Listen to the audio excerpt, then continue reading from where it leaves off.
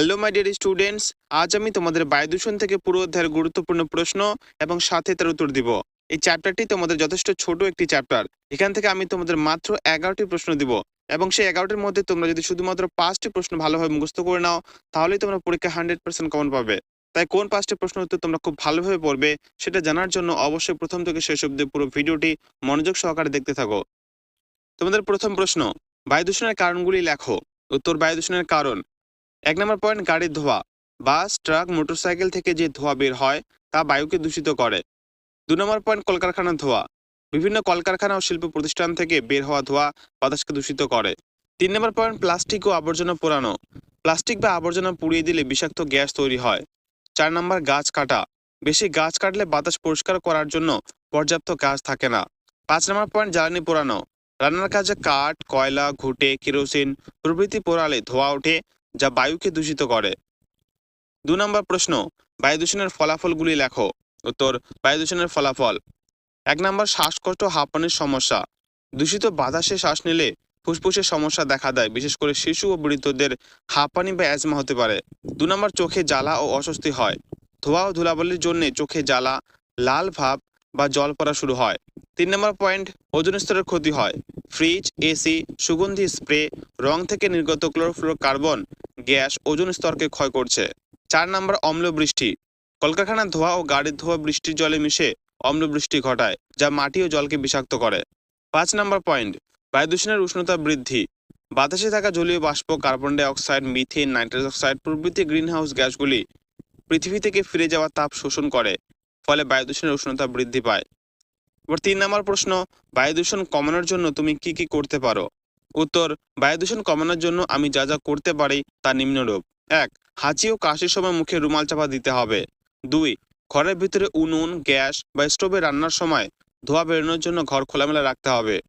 3, ঘরের ভেতর আবর্জনা ফেলার পাত্রটা সবসময় ঢাকা দিয়ে রাখতে হবে। 4, ঘরের দেওয়াল, জানলা, দরজা রং করার সময় বাতাস চলাচলের জন্য ঘর খোলামেলা রাখতে হবে। 5 নম্বর, দরকার না থাকলে ঘরের আলো ও পাখা জ্বালিয়ে রাখা যাবে না।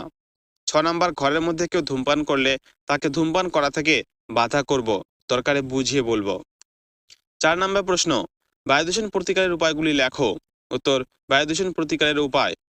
1, প্রাইভেট মোটর গাড়ির বদলে বাস বা ট্রেনে বেশি যাতায়াত করলে বায়ু দূষণের পরিমাণ কমানো যায়। 2, electric train, tram, metro, cycle এসব দূষণহীন যানবাহন বেশি করে ব্যবহার করলে বায়ু দূষণ অনেকখানি কমানো যাবে। 3, বেশি পুরনো প্রযুক্তির ইঞ্জিনযুক্ত গাড়ি ব্যবহার করা উচিত নয়, এতে বায়ু দূষণ বেশি হয়। 4, কলকারখানা বা শিল্প কেন্দ্রগুলো লোকালয় থেকে দূরে তৈরি করা উচিত। 5, গাছ কাটা বন্ধ করা উচিত।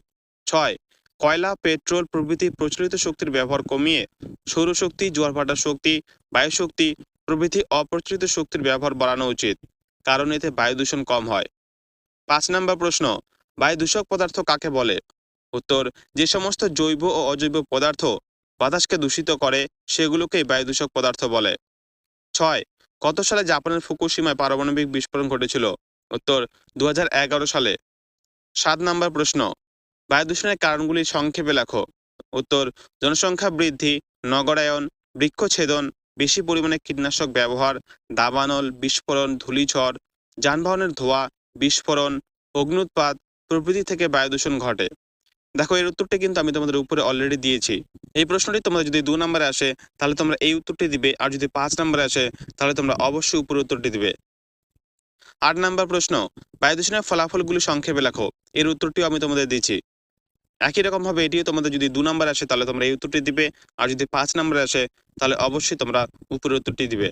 উত্তরটি দেখে নাও।